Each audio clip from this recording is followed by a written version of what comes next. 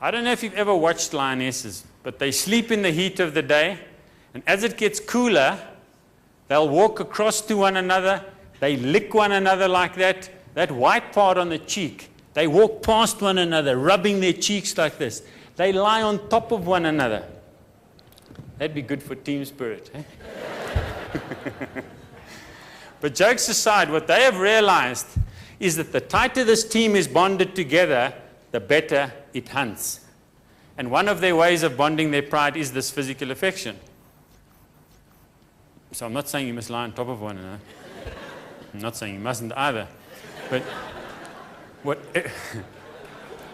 whatever the culture of your team dictates, you do it, because teams which are tighter together, they hunt better, they have more fun, they work harder, they're more successful. The other interesting thing, this lioness lying down was that brilliant zebra hunter. Now, her hunts are not always perfect by any means. The pride comes up, they spot the zebra, the youngsters go. But this time, a stallion, a big stallion comes onto her position. She comes out of the grass and she charges him. The stallion sees her coming and she catches up with him quite quickly and she's running hard on his right flank. But as she gets closer, he turns into her and she knows she's going to take both those hooves.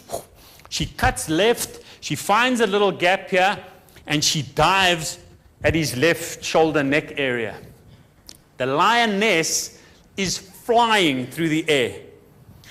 How he did it, I don't know, but the stallion pivoted and he just whacked her.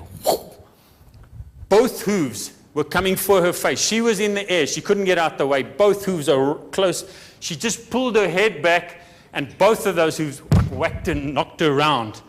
But she flung this left paw over. And those claws are terrible. I don't know if any of you have been hooked by a cat. This is a big cat. And you know, we've got cheap skin. A zebra's got proper skin. The claws bite into the skin on the neck of the zebra. The weight of the lioness dropped him. He smashed, he thumped into the dust, winded himself, but the lioness got flung over him. But you've seen a cat, they land on their feet, they gather themselves, and she's back fast. The zebra is down here. If you can imagine, he's here, his legs are facing that way. His head's here. She comes round his head as he's starting to get up, and she grabs whatever she can. She goes into the front armpit like that and pulls him down. Now the front legs are whacking her like a squaw. But she's too tight. She's too tight. They're not doing a lot of damage. The problem are these back legs. They start this. She sees these hooves coming at her head. She drops her head. She flattens her ears. She closes her eyes. She just grits her teeth and she just hangs on like this with these hooves going. The only reason she's prepared to hang on under those sort of circumstances is she knows that those other 6 lionesses are coming in hard and fast to back her up. I don't believe it enters her head that I might not get back up. If it did, she would never take that stallion. There is no way she would hunt buffalo. Can you imagine catching a buffalo and no one comes to help you? The thing will run away with you. You'll be more like a jockey than a hunter. She's got 100% trust that those lionesses are coming, and what's more, they're coming fast. And they're potent lionesses. When those 6 arrive on the zebra, something's going to happen to the zebra. And it allows her to get away with high-risk hunting. But again, what happens in most organizations? When somebody sticks their neck out, hey, everyone else stands back to have a look.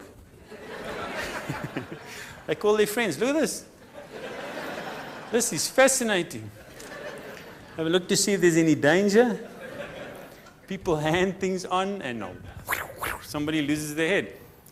Everyone has a wonderful time. This whole aspect of trust, again, I can tell you that the statistics which we have on human teams worldwide, if they're right, then the trust levels in human teams are dismal. If that's the case, it's almost pointless getting into the team. Because teams are about sharing things. You share information, you pool all these different skills so that you can synergize those skills. You back one another up. So you need to work. If you want to lift the performance level of any team, if you can lift that trust level, the performance comes with it. Because people are more prepared to share those things. As the trust level drops, they tend to withdraw and you don't get that buy-in. So I would work as hard as you can on lifting these trust levels.